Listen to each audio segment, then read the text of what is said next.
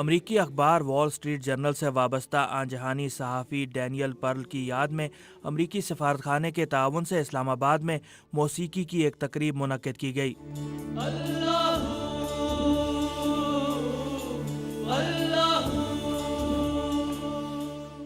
अमरीकी सफारतखाने और पाकिस्तान लोक मौसीकी सोसाइटी ने डैनियल पर्ल आलमी योम मौसीकी के मौके पर मौसीकी के ज़रिए अमन की रवायत नामी इस तकरीब का इनेकाद किया।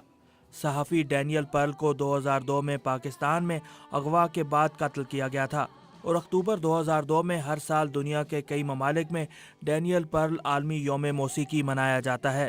अमरीकी सफारतखाने के assistant cultural attaché James Corvin ने वॉइस ऑफ अमेरिका से गुफ्तगू में कहा कि इस तकरीब का मकसद पाकिस्तान में मौसीकी के ज़रिए अमन के पैगाम को उजागर करना है। डैनियल पर्ल यौम मौसीकी का मकसद लोगों में हम आहंगी पैदा करना है और इससे ये पैगाम भी दिया जाता है कि कोई भी डैनियल पर्ल के नाम पर मौसीकी या कोई और तकरीब मुनक्किद कर सकता है।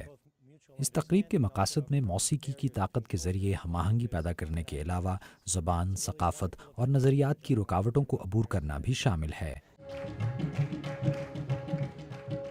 इस्लामाबाद में मुनक्किदा तकरीब में मुल्क भर से लोक और क्लासिकी मौसीकी के नामवर फनकारों को मदऊ किया गया।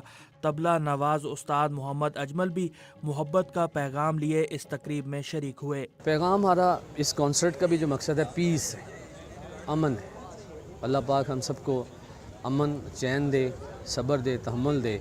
हम म्यूज़िक के ज़रिए भी ये बातें तो शायद मुझे करनी ही नहीं आ रही, हम तो बातें करते हैं अपने उसमें म्यूज़िक के रंग में, ठीक है ना। उसमें मैसेजेस यही होते हैं।